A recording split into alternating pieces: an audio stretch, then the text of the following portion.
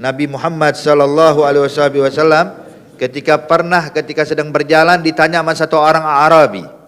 Kata orang Arabi ini mengatakan, "Ya Rasulullah, mata sa'ah?" Ya Nabi Muhammad, kapan hari kiamat?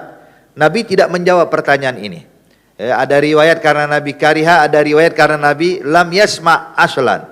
Memang Nabi enggak dengar. Setelah itu ketika Nabi menyadari, Nabi pun bertanya, kata Rasulullah, siapa tadi yang bertanya tentang hari kiamat? Qala ha ana ya Rasulullah. Dia bilang, kalau seandainya idza dhuyi'atil amanah fantaziri sa'ah. Nabi bilang kalau seandainya amanah sudah tidak dipegang oleh orang yang ahlinya, maka disitulah turunnya kiamat. Maka di sini hadirin dijelaskan, dan sang Arab itu pun bertanya, wa ma dhaya'ah ya Rasulullah, apa yang membuat amanah itu tidak bisa dipegang? Apa yang membuat amanah itu tidak bisa dijalankan ya Rasulullah? Kata Nabi, iza wusidal amr ila ghairi ahli. Kalau seandainya segala urusan dibebankan kepada orang yang bukan ahlinya. Maka di sini hadirin hadirat yang dimuliakan Allah, perhatikan ucapan Al-Imam Bukhari meletakkan hadis ini dalam kitab Babul Ilm. Artinya Imam Bukhari hadirin, dia tidak asal menuliskan satu hadis, dua hadis, tiga hadis kemudian begitu aja lah.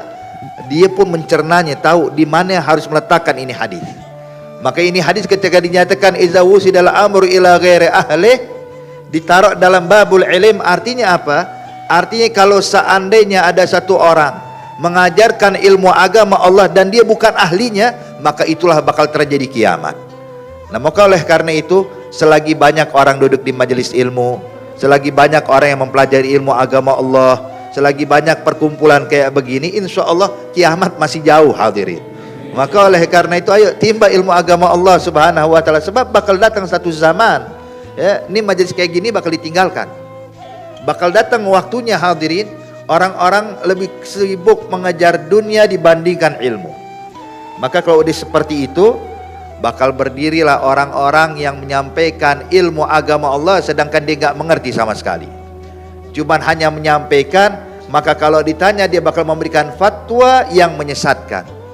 Maka disebutkan dalam hadis yang lainnya, kata Rasulullah sallallahu alaihi wasallam, "Innallaha la yaqbidu ilman intiza'an, walakin yaqbidul ilm biqabdil ulama."